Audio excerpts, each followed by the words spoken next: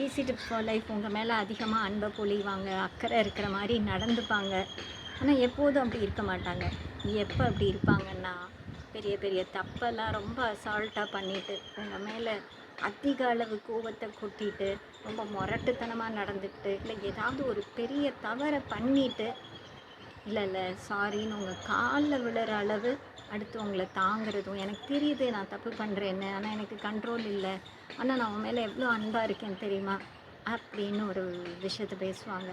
அப்போ இந்த மாதிரி பர்சன் கிட்ட உங்களுக்கு என்ன தோணும் அப்படின்னா, ஐயோ பாவம், அவங்களுக்கு அவங்க மேலேயே கண்ட்ரோல் இல்லை, ஆனால் நம்மக்கிட்ட அன்பாக தான் இருக்கார், இவர் எப்படியாவது சரிப்படுத்தணும்னு. இவங்களெல்லாம் சரிப்படுத்த முடியாது. நீங்கள் உங்களை ஒரு ஸ்ட்ராங் பர்சனை ஆக்கிக்கோங்க. ஸோ இவங்க பாவம்னு நீங்கள் பாவங்கிற மாதிரி ஆகிடாதீங்க. ஓகேவா? தேங்க்யூ. டாடா.